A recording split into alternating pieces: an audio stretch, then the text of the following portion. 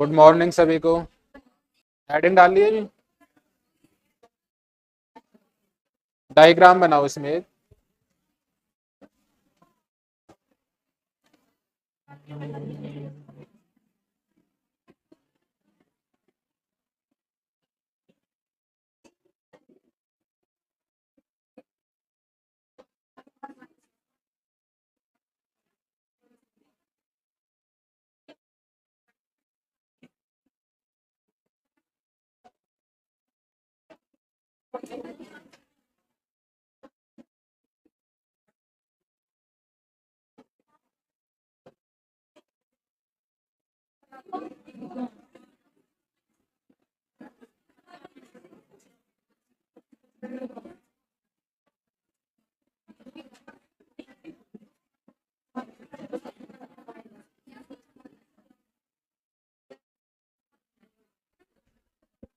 भाई आवाज नहीं है, डायग्राम बनाओ।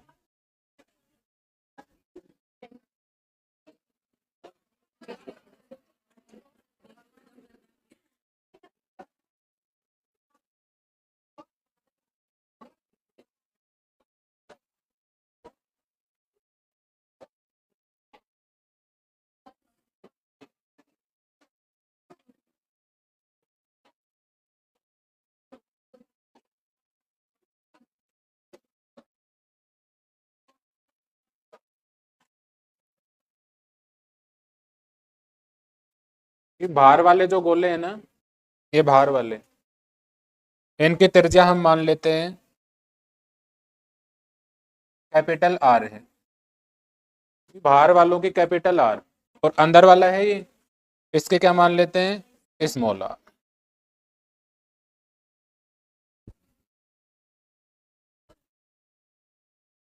यहाँ क्या कमी है इसके, लिखो इसमें। यहाँ चार गोले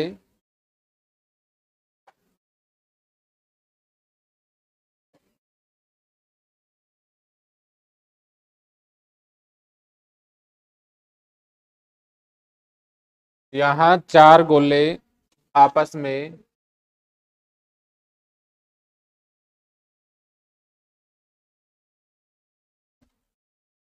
संपर्क में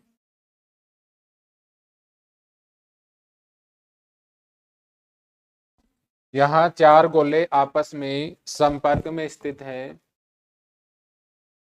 तथा तथा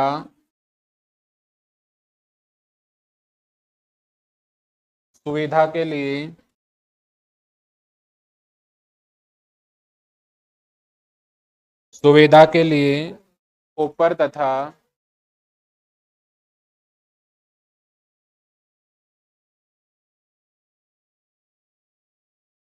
नीचे के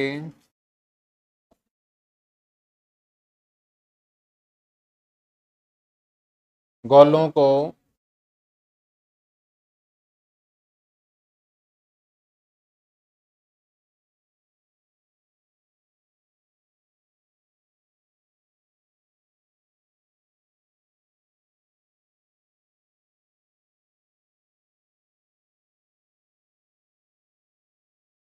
ऊपर तथा नीचे के गोलों को प्रदर्शित नहीं किया गया। एक गोला नीचे की तरफ होगा भी, एक ऊपर की तरफ।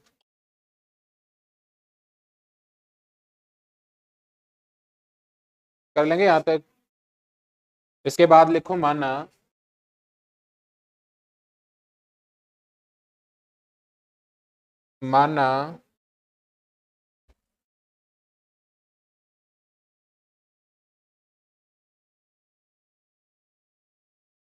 माना बाहर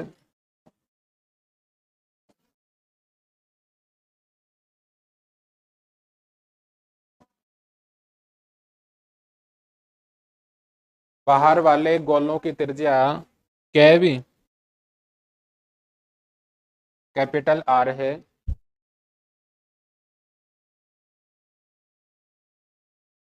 तथा अंदर के गोले की त्रिज्या क्या है भी, स्मॉल आर है,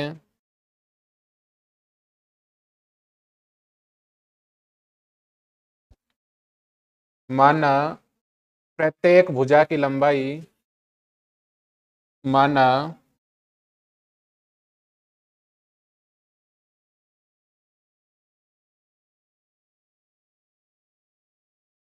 प्रत्येक भुजा की लंबाई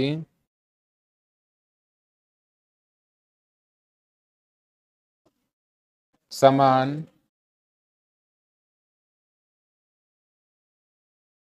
कितनी है भी, स्मॉल ए है। आप सेमी में लेंगे तो स्मॉल ए सेमी हो जाएगा। स्मॉल ए सेमी त्रिभुज दिख रहा है अभी, ए बी सी, कौन सा त्रिभुज, ए बी सी। अब ए बी सी जो त्रिभुज है ये समकोण त्रिभुज है। कैसा त्रिभुज है, समकोण। पाइथागोरस प्रमेय लगाएंगे भी, पाइथागोरस प्रमेय लगाएंगे तो कर्ण का स्क्वायर बराबर आधार स्क्वायर प्लस लंब स्क्वायर। कर्ण क्या है यहाँ, एसी। कर्ण क्या है, एसी। तो एसी स्क्वायर बराबर होगा किसके, ए बी स्क्वायर प्लस क्या होगा, बी सी स्क्वायर। कर लेंगे तो लिखो यहां से त्रिभुज, ये उतार लिया ना इधर से, लिखो त्रिभुज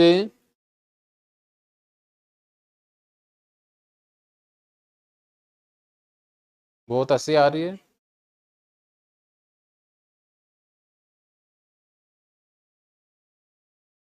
लिखो समकोण त्रिभुज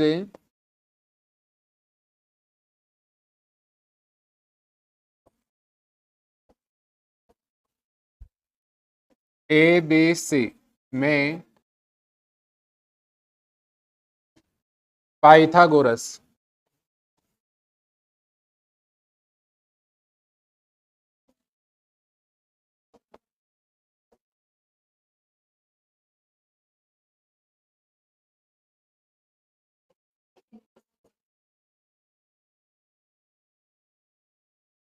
लगाओ भी इसमें,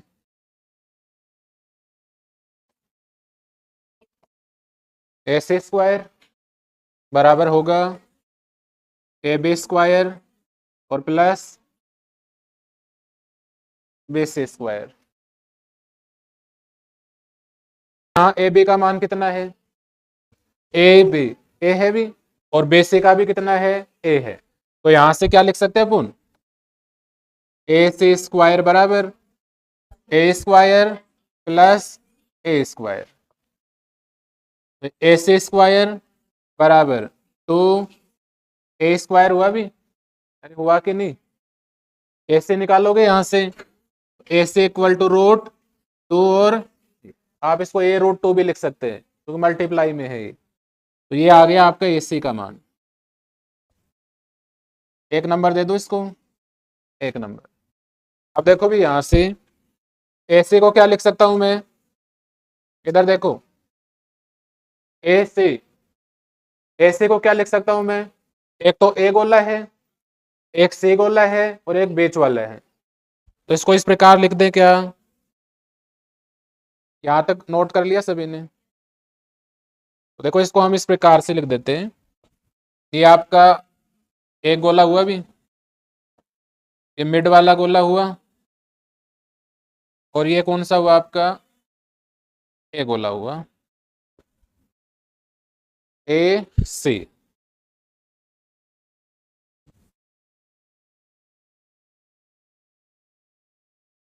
ए हुआ भी और ये सी हुआ। अब देखो ए की रेडियस क्या है, अरे ए की रेडियस कैपिटल आर, इसकी रेडियस, ये रेडियस और ये रेडियस, ठीक है। तो यहां से बताओ क्या लिख सकते हैं अपन, ए सी का मान बराबर होगा भी किसके, R plus R plus R plus are.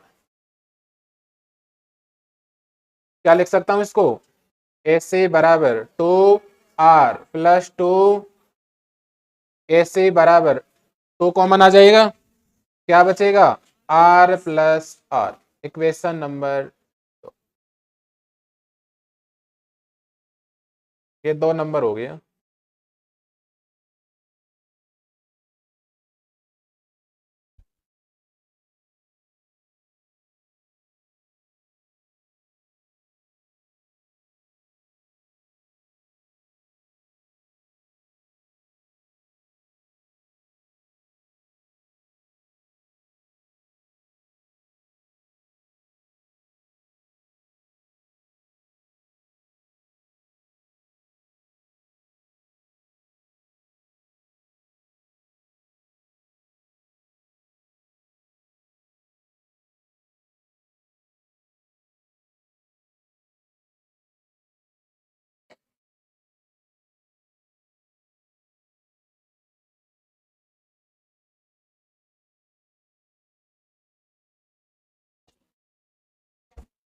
समीकरण 1 और 2 से, तो 1 और 2, 1 नंबर दिख रहा है आपको?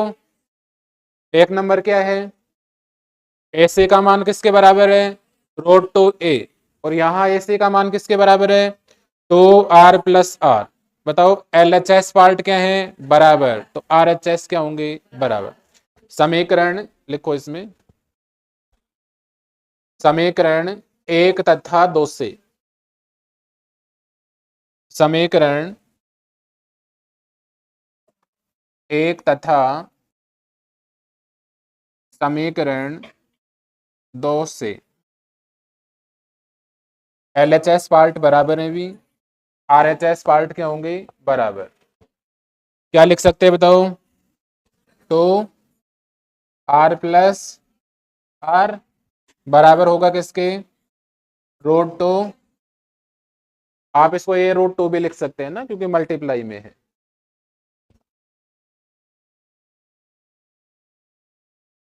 अब ए का मान किसके बराबर है?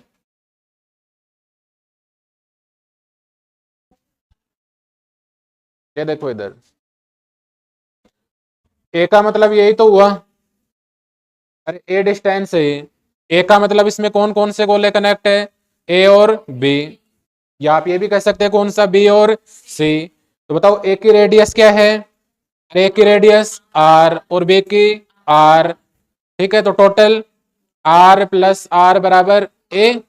अरे ए के बराबर है, ए इक्वल टू क्या है? R plus R. तो ए इक्वल टू क्या हो गया? 2r। क्लियर है भी? क्योंकि ये जो डिस्टेंस है दो गोले इसमें ए और बी, ए की रेडियस आर, बी की आर, तो ए का मान किसके बराबर? आर प्लस आर, ए बराबर 2r।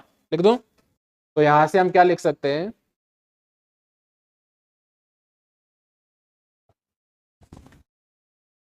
यहां से, क्योंकि A equal to R plus R, अब ये समझ जाओगे ना, R plus R, A equal to क्या हो गया?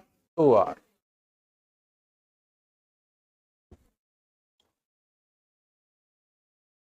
रखो यहां पे,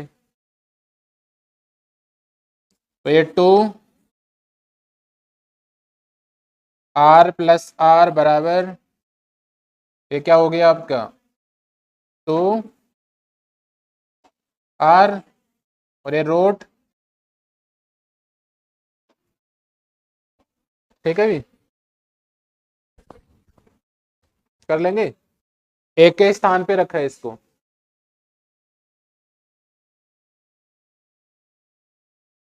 इसको सोल्व करूं, दो को नीचे ले लूं, दो को नीचे लेंगे तो ये आर प्लस आर बराबर, ये आपका 2r और ये अंडर रूट 2 और ये अपॉन आर, कैसे 2, ये दो नीचे जाएगा, क्या कैंसिल हो गया? 2 से 2 कैंसिल हो गया अभी, क्या बचा यहां से?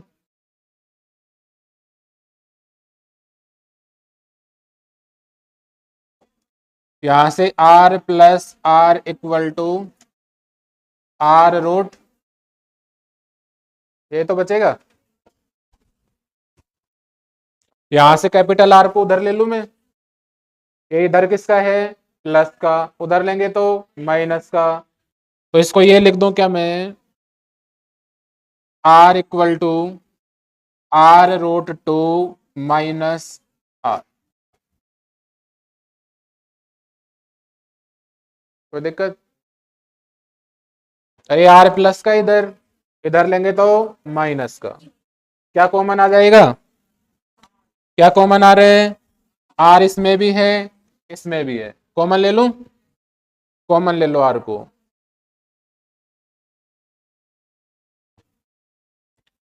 आर कॉमन ले लेंगे यहां से, तो आर इक्वल टू आर बाहर लिया, क्या बचा यहां से? रूट टू माइनस, और सीमांत त्रिज्या अनुपात क्या होते हैं? Small R by capital R, ये गुणा में है, उधर जाएगा तो भाग में। स्मॉल आर अपॉन कैपिटल, ये अंडर रूट टू और ये माइनस रूट टू का मान कितना होता है? 1.414 माइनस, घटा दोगे? घटाओ, 0.414। तो यहां से आर बाई आर हमें प्राप्त हुआ भी 0.414, ये ध्यान रखना आपको।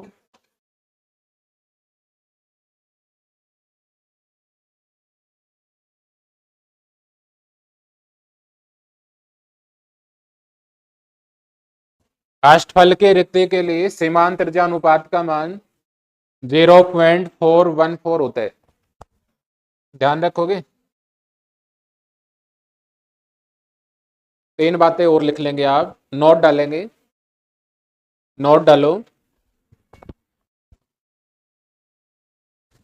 नोट डालो। नोट में नंबर 1, ये बात ध्यान रखनी है आपको, है ना, इंपॉर्टेंट है।